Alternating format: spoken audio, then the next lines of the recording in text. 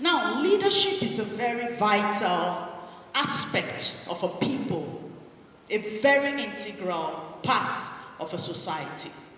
In fact, if you get to a place and there is peace and unity, there is economic stability and progress, there is security of lives and properties, then you will understand the first thing that comes into your mind is that there is a sound leadership. Am I right? There is a sound leadership. So leadership is a vital part of society. And you discover what is going on in our nation, Nigeria. Every sphere in this nation shows a failed leadership. Every sphere. From the state level, to the local government level, to the federal level, the legislature, the judiciary, the executive, religious organizations, parastatal, social organizations, and even the smallest unit, which I'm going to be talking about, which is the family. There is failed leadership. We have been talking about ritual killings here and there, kidnappings. If parents, if mothers play their roles in the homes, we won't be talking about that. We end up blaming the government for everything. We forget to remember that the home is the government. That you and I are leaders. Who is a leader? A leader is somebody that directs. A leader is somebody that people look up to. A leader is somebody that inspires others to achieve a goal. So everyone is a leader. If you're a firstborn in your home, you're a leader. The second, the third, and every other child looks up to you. And even if you call yourself lastborn, I believe there is someone that still looks up to you. In your home, there is someone. In the school, there is someone. Somebody that you may be older than, somebody that may even be older than you, but someone that you inspire, somebody that you encourage, you motivate. That automatically makes you a leader. So if we come to the understanding of this fact, then we will stop blaming the government for everything. Because the government is faceless. The government is just a group of people. These people are human beings coming from homes, from different backgrounds, coming together. Every government will phase away. What matters is the right values instilled in our children. As mothers, it's important we instill the right values. You must come to the understanding that being a mother does not just make you a carrier of pregnancy. No! You are not just to give birth to children, but to birth destinies. You are meant to be a coach. There is a reason why God made you the channel of existence. There is a reason why God made you the bearer, the conceiver, the nurturer of lives. I tell you that Nigeria will be better tomorrow if the mothers, if the wives sit up and play their role in homes. So as a mother, before you start saying, yes, my children, of course, are leaders of tomorrow, I have to teach them accountability. These are qualities of a great leader. Before you start saying that, you should understand that you are a coach. They look up to you. Listen, children do not just listen to you and follow what you tell them. No, they are seeing you. Your actions matter. You must be who you want them to be. Everything about you must reflect that leadership qualities. And we say a leader must be a good communicator. Do you think that a good communicator just immediately you assume power, automatically you become a good communicator? It's not possible. It's not possible. Power does not change anybody, no. Power only reveals the personality. We keep complaining about our leaders, yet we do nothing. It's time to wake up.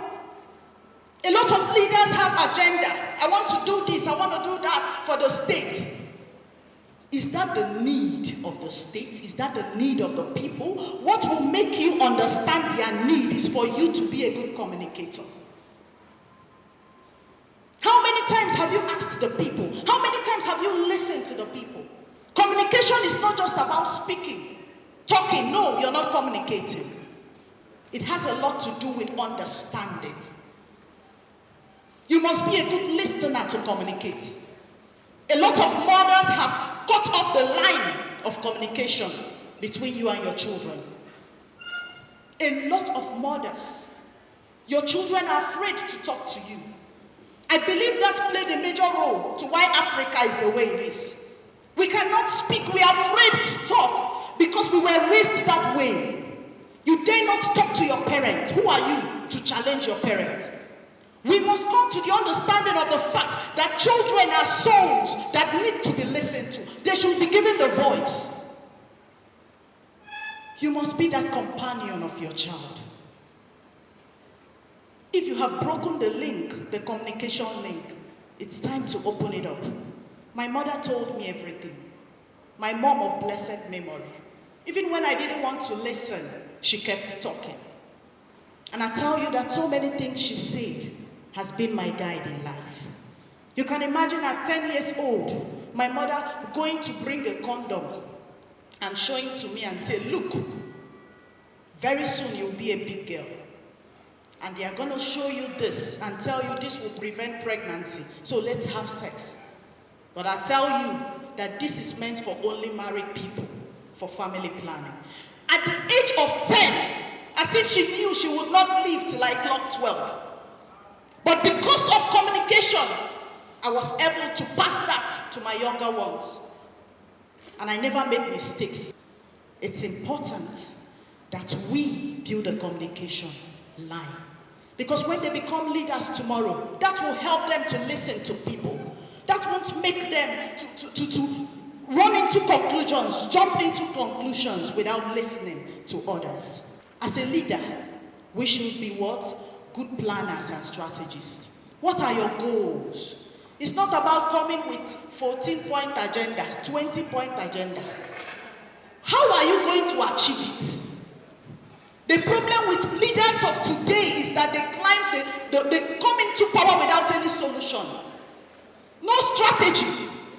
Before you get into power, you should see the needs of people. If it is security challenges, you should write it down. How am I going to achieve peace and sanity in the land?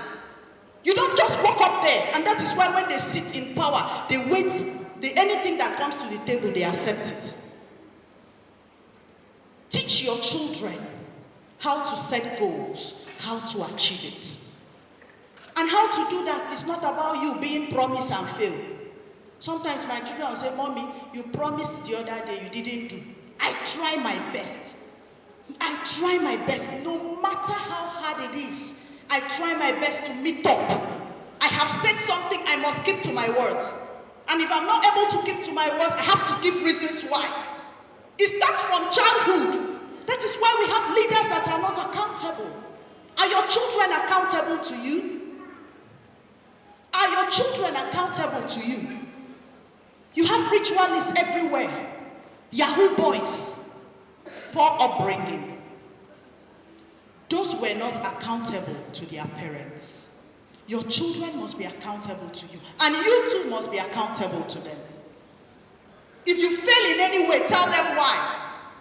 The other day I was telling someone, I said, with what is happening in Nigeria, that we have leaders that mount the stage, get into power, and they behave anyhow. I think it's high time we have a group of people rising up.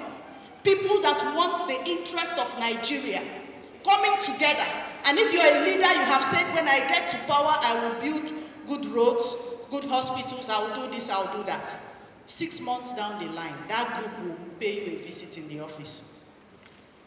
And when they come to your office, they will say, you said you will do this. What have you done about it? With the security challenges, what plans have you put in place to arrest the situation? It's important. If we don't have these groups that will hold our leaders accountable, it won't work. That is why, as mothers, we must teach our children to be accountable. If they fail in anything, they should be able to tell you as a parent why they failed. And finally, I have stated 3 points that has to do with great leadership, which as mothers we should instill in our children. A good communicator, a good planner and strategist, accountability, and favoritism. Favoritism is ruining us as a people. Some people are treated better than others. It's wrong. The rich elites have light in their area, electricity, good roads. Why the poor ones do not have access to good roads? That's favoritism. A tribe, a religion is more preferred than the other. That is favoritism. It starts from the home. Thank you. It starts from the family. As mothers, most of us have favorite children. I coordinated a women group, and I was shocked the number of women that confess to this. You have a favorite child to the point that you show other children, everybody in the house knows that this is your favorite child. And you expect that when that child occupies that position tomorrow, he won't behave like that? Give them the same slate. Treat them equally. Somebody told me, yes, it's because amongst your children there is always one that will love you, that will give you a peck, show you so much care, you have no choice. And I gave an instance. My 2 daughters. One, I noticed one loves, she expresses herself a lot. So she will come in the morning, kiss me. Mommy, good morning, how was your night? Mommy, I had a dream. You know, she expresses herself so easily. But the other one is the quiet type, doesn't tell me all that, doesn't give me a hug before sleeping. But do you know what I discovered? One day, as they came back from school, I hid myself in the store. And they searched for me and searched, and they asked my brother who was in the house, where is mommy? And my brother said, mommy traveled. And the first daughter, that is the one that is not always expressive. She broke into tears. She said, I can't believe mommy traveled without telling me. How am I going to stay without mommy for even a minute? Why the other one that is always giving me a peck, a kiss, always talking to me, went about her business? She said, okay, mommy has traveled, no problem. When did she say she's coming back?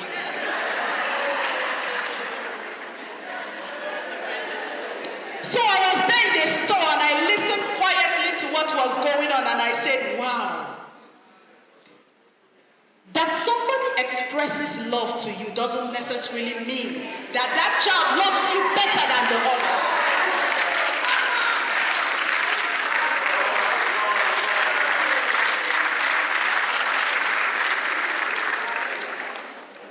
It doesn't necessarily mean that. This other child loves me, but she wasn't the expressive type. And as children grow up, I tell you, they change.